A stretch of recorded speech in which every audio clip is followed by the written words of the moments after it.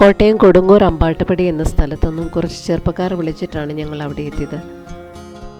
കുറച്ച് ദിവസങ്ങളെ ഒരു ലാബ് വയ്യാത്ത അവസ്ഥയിൽ കാലിന് പരുക്കുമായിട്ട് നടക്കുന്നുണ്ടായിരുന്നു.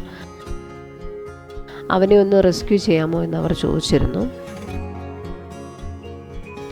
കൊടുങ്ങൂർ ലാബിന് വളരെ പ്രായമുണ്ടെന്ന് കണ്ടതിനാലും കാലിന് വയ്യാത്തതിനാലും അവിടെയുള്ള നല്ലവരായ ചെറുപ്പക്കാർ അവൾക്ക് കിടക്കാനും ആഹാരത്തിനുള്ള സൗകര്യം ചെയ്തു കൊടുത്തിരുന്നു.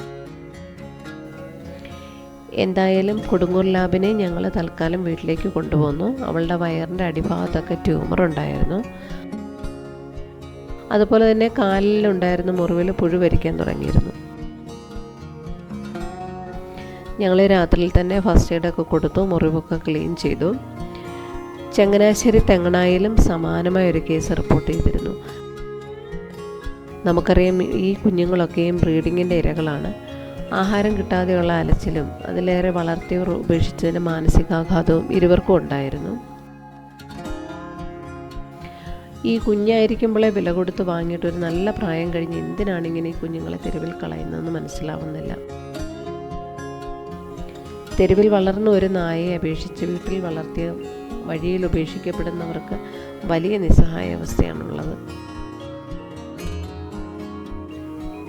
എന്തായാലും നമ്മൾ രണ്ടുപേരെയും റെസ്ക്യൂ ചെയ്തു. പാലാ പോസ്റ്റോൺ ഹോസ്പിറ്റലിൽ എത്തിച്ച് ട്രീറ്റ്മെൻറ്റൊക്കെ കൊടുത്തു. രണ്ടാളെ ശേഷം പാലക്കാടൻ ചങ്ങാതി ജിനേഷിൻ്റെ ഷെൽട്ടറിലേക്ക് രണ്ടുപേരെ നമ്മൾ എത്തിച്ചു കൊടുത്തു. ഇതുപോലെ വഴിയിൽ ഉപേക്ഷിക്കപ്പെടുന്ന മുറിവേറ്റ ഡോഗ്സിനെ കണ്ടാൽ അവരെ ഉപദ്രവിക്കാനോ കല്ലെടുത്തെറിയാനോ ശ്രമിക്കരുത്. ദയവായി അവരോടും കരുണ കാണിക്കുക. അതുപോലെ തന്നെ അടുത്തുള്ള റെസ്ക്യൂ ടീമിനെ എത്രയും പെട്ടെന്ന് വിവരം അറിയിക്കുക.